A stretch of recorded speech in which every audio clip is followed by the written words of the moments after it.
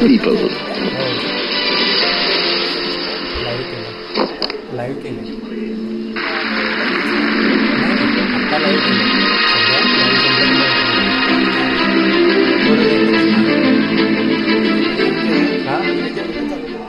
अब हम माननीय प्रधानमंत्री जी से निवेदन करते हैं कि कृपया इस सम्मेलन को संबोधित करें, हमें प्रेरणा दें, हमारा मार्गदर्शन करें।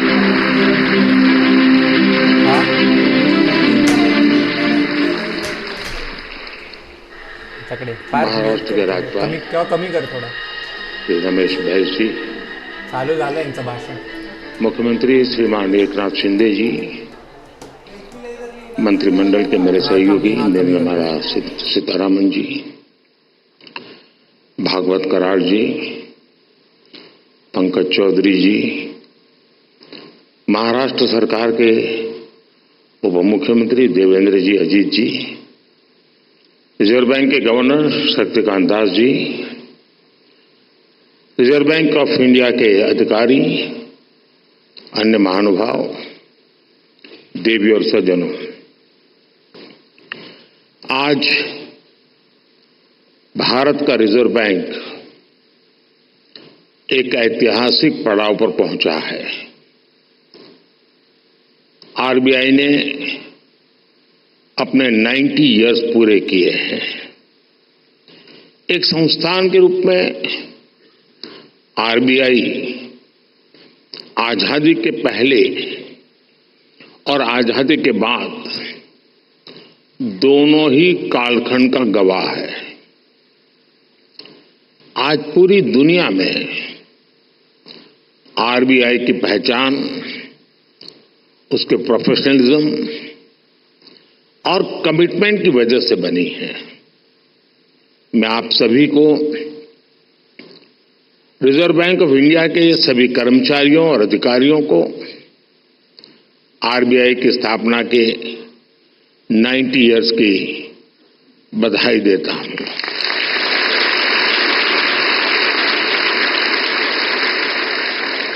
और इस समय जो लोग आरबीआई से जुड़े हैं, उन्हें मैं बहुत सौभाग्यशाली मानता हूं। आज आप जो नीतियां बनाएंगे, जो काम करेंगे, उनसे आरबीआई के अगले दशक की दिशा तय होगी। ये दशक इस संस्थान को उसके शताब्दी वर्ष तक ले जाने वाला दशक है। और ये दशक विकसित भारत की संकल्प यात्रा के लिए भी उतना ही अहम है। और इसके लिए, जैसा आप लोगों का मंत्र है, आरबीआई को तेज ग्रोथ को सर्वोच्च प्राथमिकता देते हुए ट्रस्ट और स्टेबिलिटी पर भी उतना ही फोकस करना है। मैं आरबीआई को उसके लक्ष्यों और संकल्पों के लिए भी शुभकामनाएं देता हूं। साथियों, आप सभी अपनी फील्ड के एक्सपर्ट्स हैं। आप जानते हैं कि देश की अर्थव्यवस्था, हमारी जीडीपी काफी हद तक मॉनेटरी और फिस्कल पॉलिसीज के कोऑर्डिनेशन पर निर्भर करती है। मुझे याद है, जब 2014 में रिजर्व बैंक के 80वें वर्ष के कार्यक्रम में आया था, तब हालात एकदम अलग थे। भारत का पूरा बैंकिंग सेक्टर समस्याओं और चुनौतियों से जूझ रहा था। एनपीए को लेकर, भारत के बैंकिंग सिस्टम की स्टेबिलिटी और उसके भविष्य को लेकर हर कोई आशंका से भरा हुआ था। हालात इतनी खराब थी कि पब्लिक सेक्टर बैंक्स देश की आर्थिक प्रगति को जरूरी गति नहीं दे पा रहे थे। हम सभी ने वहां से शुरुआत की और आज देखिए, आज भारत के बैंकिंग सिस्टम को दुनिया में एक स्ट्रांग और सस्टेनेबल सिस्टम माना जा रहा है।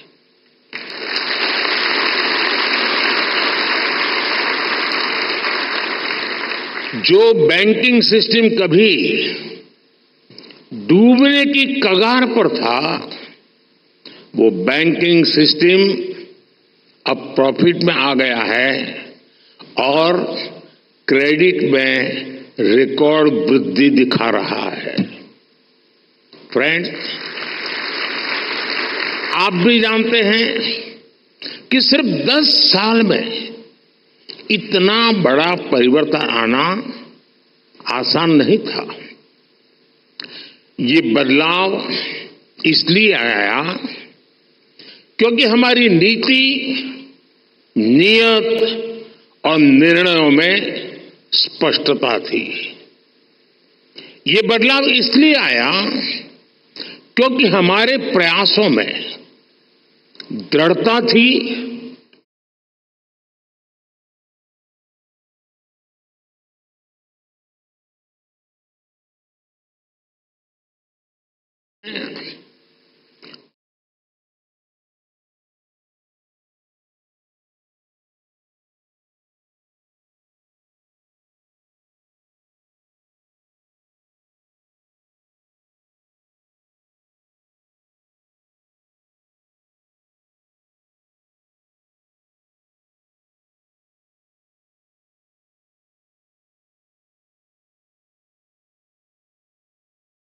सही।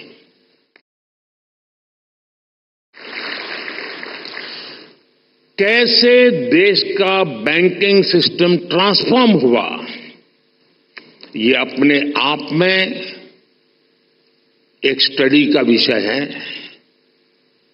हमने कोई भी सिरा ऐसा नहीं था जिसे ऐसे ही छोड़ दिया हो। हमारी सरकार ने रिकॉग्निशन, रिजोल्यूशन और रिकैपिटलाइजेशन की रणनीति पर काम किया। पब्लिक सेक्टर बैंक के हालात सुधारने के लिए सरकार ने करीब 3.5 लाख करोड़ का कैपिटल इन्फ्यूजन किया और साथ ही गवर्नेंस संबंधी कई रिफॉर्म्स भी किए। अकेले इंसॉल्वेंसी एंड बैंक्रप्सी कोड की नई व्यवस्था से ही करीब 3.25 लाख करोड़ के लोन्स रिजॉल्व हुए और एक आंकड़ा देशवासियों को जरूर जानना जरूरी है।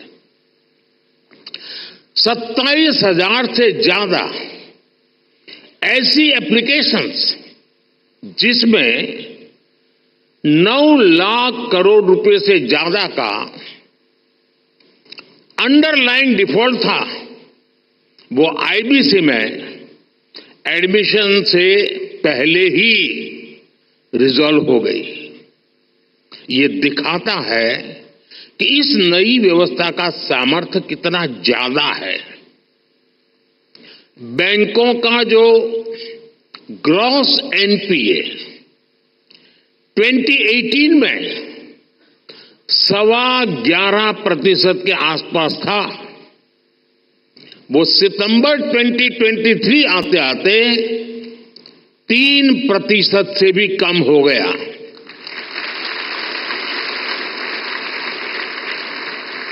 आज ट्विन बैलेंस शीट की समस्या अतीत का हिस्सा हो चुकी है। आज बैंक की क्रेडिट ग्रोथ 15% तक हो गई है और मैं इन सभी उपलब्धियों में आरबीआई की सहभागीदारी और प्रयासों की भी बहुत बड़ी भूमिका रही है और वो बधाई के पात्र हैं। साथियों, आरबीआई जैसे संस्थान के बारे में चर्चा अक्सर फाइनेंशियल डेफिनेशन और कठिन टर्मिनोलॉजी तक ही सीमित रह जाती है। आपका कार्य जितना जटिल है उसमें यह स्वाभाविक भी है, लेकिन आप जो काम करते हैं उससे देश के सामान्य मानव का जीवन सीधे तौर पर प्रभावित होता है। बीते 10 वर्षों में हमने सेंट्रल बैंक, बैंकिंग सिस्टम और अंतिम पायदान पर खड़े व्यक्ति के बीच इस कनेक्ट को हाईलाइट किया है। गरीबों का फाइनेंशियल इंक्लूजन आज इसका बहुत बड़ा उदाहरण है। आज देश में 52 करोड़ जनधन खाते हैं। इनमें भी 55% से ज्यादा खाते महिलाओं के नाम पर है।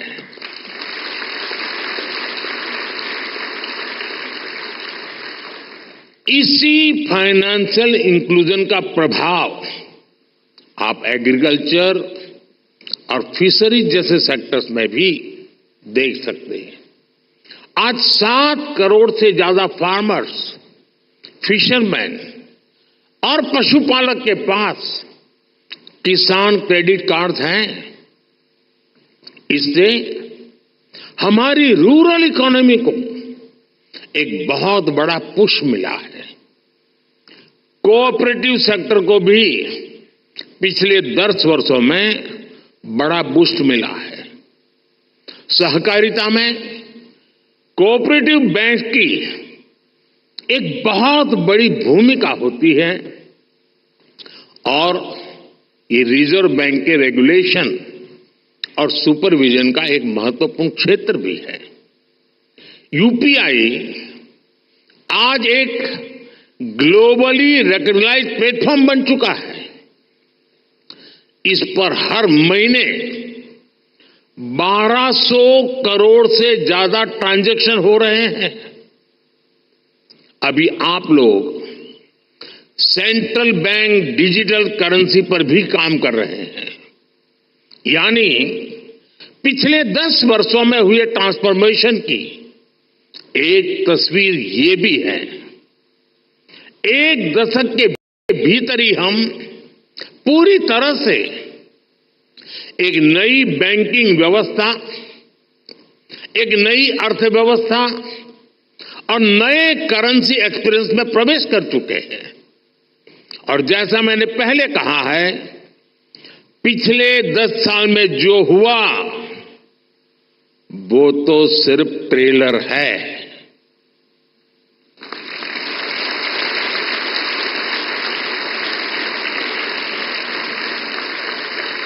अभी तो बहुत कुछ करना है। अभी तो हमें देश को बहुत आगे लेकर जाना है। साथियों, बहुत जरूरी है कि हमारे पास अगले 10 साल के लक्ष्य बिल्कुल स्पष्ट हो। हमें मिलकर अगले 10 साल में डिजिटल ट्रांजैक्शन की संभावनाओं को विस्तार देना होगा। हमें कैशलेस इकोनॉमी से आ रहे इन बदलावों पर नजर भी रखनी होगी। हमें फाइनेंशियल इंक्लूजन और एम्पावरिंग एफर्ट्स को भी और बेहतर करना होगा। साथियों, इतनी बड़ी जनसंख्या की बैंकिंग नीड्स भी अलग अलग हो सकती है।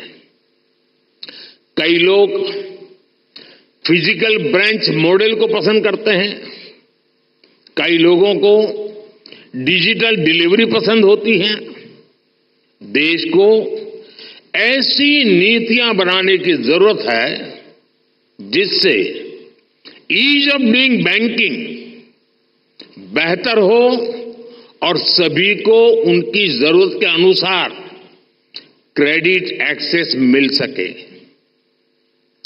डीपीआई के क्षेत्र में भारत को अग्रणी बनाने के लिए हमें आर्टिफिशियल इंटेलिजेंस, मशीन लर्निंग की निरंतर मदद लेनी चाहिए। भारत की प्रगति तेज गति से हो, इंक्लूसिव हो, सस्टेनेबल हो, इसके लिए रिजर्व बैंक को लगातार कदम उठाते रहने होंगे।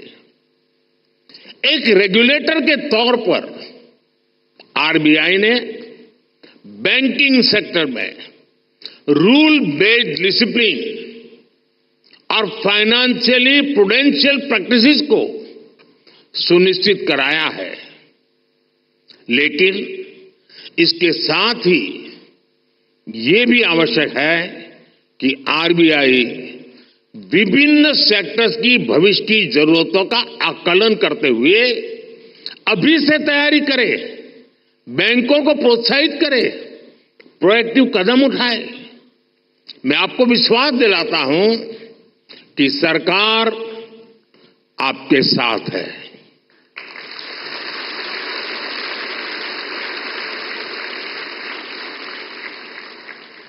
आपको याद होगा 10 साल पहले डबल डिजिट की महंगाई से निपटने का रिफ्लेक्शन तब की फाइनेंशियल पॉलिसीज में नहीं दिखता था। इससे निपटने के लिए हमारी सरकार ने रिजर्व बैंक ऑफ इंडिया को इन्फ्लेशन टारगेटिंग का अधिकार दिया। मॉनेटरी पॉलिसी कमेटी ने इस मैंडेट पर बहुत अच्छे ढंग से काम भी किया। साथ ही साथ सरकार ने एक्टिव प्राइस मॉनिटरिंग और फिस्कल कंसोलिडेशन इसके भी कदम उठाए। इसलिए कोरोना संकट हो, अलग अलग देशों में युद्ध की स्थिति हो, तनाव हो, भारत में इन्फ्लेशन मॉडरेट लेवल पर ही रही। साथियों, जिस देश की प्रायोरिटी स्पष्ट हो उसे प्रोग्रेस करने से कोई नहीं रोक सकता।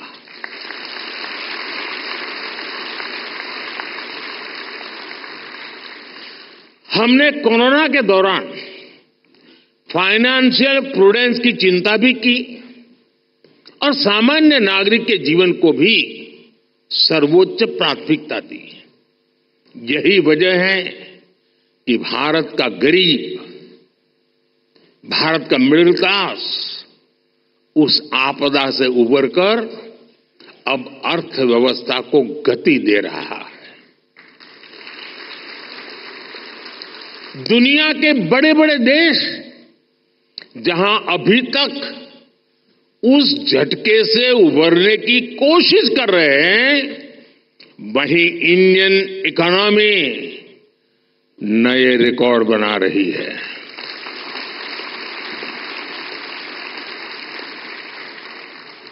भारत की सफलता को आरबीआई वैश्विक स्तर पर ले जा सकता है। इन्फ्लेशन कंट्रोल और ग्रोथ में एक बैलेंस बनाना किसी भी डेवलपिंग कंट्री की बहुत यूनिक जरूरत होती है। इससे निपटने के लिए कौन कौन से मॉनेटरी टूल्स हो सकते हैं, इसके बारे में सोचना बहुत आवश्यक है।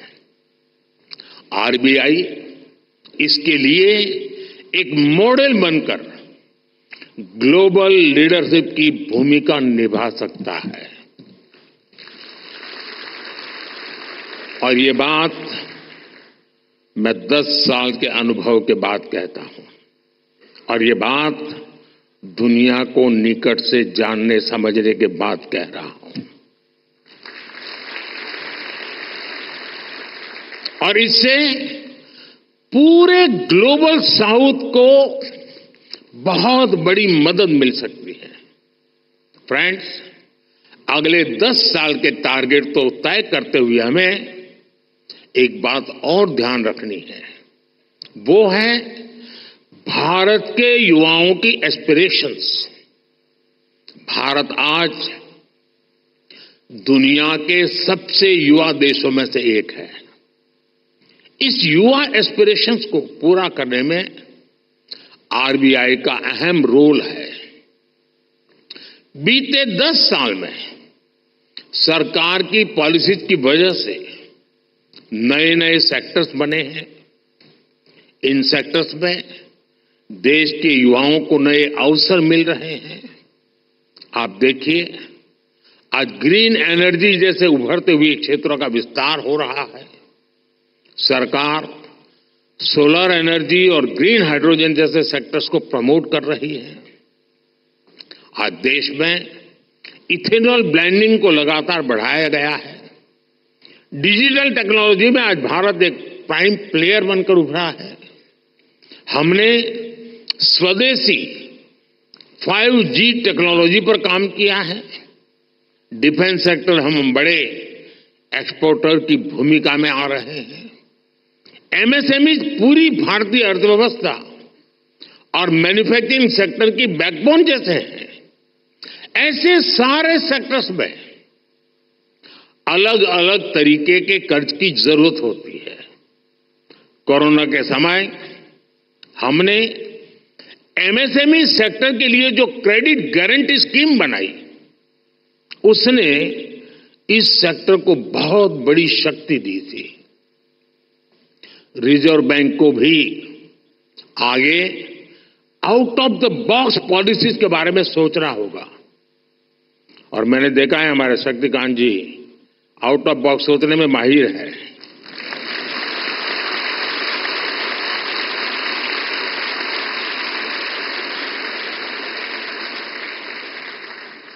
और मुझे खुशी है कि सबसे ज्यादा तालियां इस बात पर पड़ी है।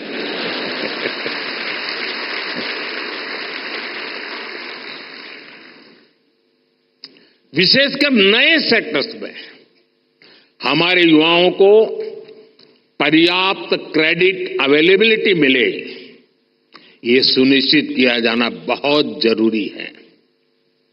साथियों, 21वीं सदी में इनोवेशन का बहुत महत्व रहने वाला है। सरकार इनोवेशन पर रिकॉर्ड इन्वेस्ट कर रही है। आपने देखा है, अभी अभी हमने जो इंटरिम बजट दिया, उसमें इनोवेशन के लिए 1 लाख करोड़ रुपए का रिसर्च फंड भी बनाया है। कटिंग एज टेक्नोलॉजी पर जो प्रपोजल आएंगे, जो लोग इस क्षेत्र में काम करना चाहते हैं, हम उनके लिए कैसे प्रिपेयर हो, ये सोचना बहुत आवश्यक है। और आरबीआई को अभी से सोचना चाहिए कि वो कैसे उनकी मदद करेगा। हमें ऐसे लोग पहचानने होंगे, हमें ऐसी टीम्स बनानी होगी जो परंपरागत कारोबार हैं, जो आने वाले विषय हैं, हमें उन्हें लेकर एक्सपर्टीज डेवलप करनी चाहिए। इसी तरह स्पेस सेक्टर ओपन हो रहा है। इसमें नए नए स्टार्टअप्स आ रहे हैं, तो उनको क्रेडिट के लिए किस तरह का सपोर्ट चाहिए, ये हमें देखना होगा। इसी तरह भारत में एक सबसे बड़ा क्षेत्र नया पूरी ताकत के साथ आ रहा है, वो है टूरिज्म सेक्टर। टूरिज्म सेक्टर भी बढ़ रहा है और पूरी दुनिया भारत आना चाहती है, भारत देखना चाहती है, भारत समझना चाहती है। अभी कहीं मैंने पढ़ा था, जो ये टूरिज्म के एक्सपर्ट्स होते हैं, उनका कहा है कि आने वाले वर्षों में रिलीजियस टूरिज्म में दुनिया का सबसे बड़ा कैपिटल अयोध्या बनने वाला है।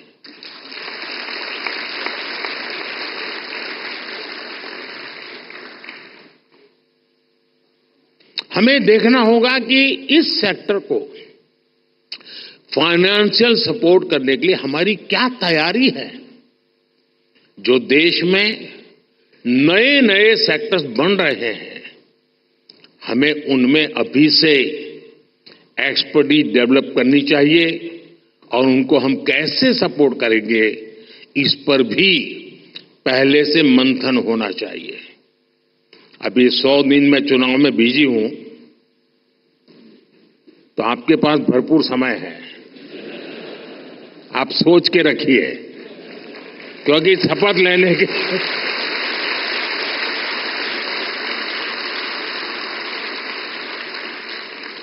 क्योंकि शपथ लेने के दूसरे दिन ही धमाधम काम आने वाला है। तो हम लोगों ने फाइनेंशियल इंक्लूजन पर बहुत काम किया है, डिजिटल पेमेंट पर बहुत काम किया है। इससे हमारे छोटे बिजनेस की, रेहड़ी पटरी वालों की फाइनेंशियल कैपेसिटी अब ट्रांसपेरेंटली दिखाई देने लगी है। अब इस जानकारी का उपयोग करते हुए हमें उन्हें फाइनेंशियल एम्पावर करना है। फ्रेंड्स, हमें मिलकर अगले 10 वर्षों में एक और बड़ा काम करना है। हमें भारत की आर्थिक आत्मनिर्भरता को बढ़ाना है। हमें कोशिश करनी है कि हमारी इकोनॉमी दुनिया के संकटों से कम प्रभावित हो। आज भारत ग्लोबल जीडीपी ग्रोथ में 15% के साथ ग्लोबल ग्रोथ का इंजन बन रहा है। इन स्थितियों में ये प्रयास होना चाहिए कि हमारा रुपया पूरी दुनिया में ज्यादा एक्सेसिबल भी हो, एक्सेप्टेबल भी हो। एक और ट्रेंड जो बीते कुछ वर्षों में पूरी दुनिया में देखने को मिला है, वो है बहुत ज्यादा आर्थिक विस्तार और बढ़ता हुआ कर्ज। कई देशों का प्राइवेट सेक्टर डेट तो उनकी जीडीपी के 2 गुने तक पहुंच गया है। कई देशों का डेट लेवल उस देश के साथ साथ पूरी दुनिया की अर्थव्यवस्था को प्रभावित करता है। रिजर्व बैंक को इस पर भी एक स्टडी करनी चाहिए। भारत की ग्रोथ के जितने प्रॉस्पेक्ट्स और पोटेंशियल है, उसको ध्यान में रखते हुए क्रेडिट की कितनी उपलब्धता होनी चाहिए और उसको कैसे सस्टेनेबल तरीके से मैनेज किया जाना चाहिए, इसे आधुनिक परिप्रेक्ष्य में तय किया जाना बहुत आवश्यक है। साथियों, देश के लिए जरूरी प्रोजेक्ट्स को फंडिंग देने के लिए हमारी बैंकिंग इंडस्ट्री को उसके आगे बढ़ना भी उतना ही जरूरी होगा। और इस आवश्यकता के बीच आज कई मोर्चों पर चुनौतियां भी हैं। एआई और ब्लॉकचेन जैसी नई तकनीकों ने बैंकिंग के तरीकों बदला है, पूरा तरीका बदल गया। बढ़ती डिजिटल बैंकिंग की व्यवस्था में साइबर सिक्योरिटी की भूमिका बहुत अहम हो गई है। फिनटेक में होने वाले नए इनोवेशंस बैंकिंग के नए तरीके बनाने जा रहे हैं। ऐसी परिस्थितियों में देश के बैंकिंग सेक्टर में, उसके स्ट्रक्चर में क्या बदलाव जरूरी है, इस पर हमें सोचना होगा। इसमें हमें नए financing, operating and business models की आवश्यकता हो सकती है। ग्लोबल चैंपियंस की क्रेडिट जरूरतों से लेकर रेहड़ी पटरी वालों तक की जरूरत को, कटिंग एज सेक्टर से लेकर ट्रेडिशनल सेक्टर तक की जरूरतों को हम पूरा कर सके, ये विकसित भारत के लिए बहुत जरूरी है। विकसित भारत के बैंकिंग विजन के इस पूरे अध्ययन के लिए रिजर्व बैंक बहुत उपयुक्त संस्था है। आपके ये प्रयास 2047 के विकसित भारत के निर्माण के लिए बहुत अहम होंगे। एक बार फिर आप सबको मेरी बहुत बहुत शुभकामनाएं। धन्यवाद।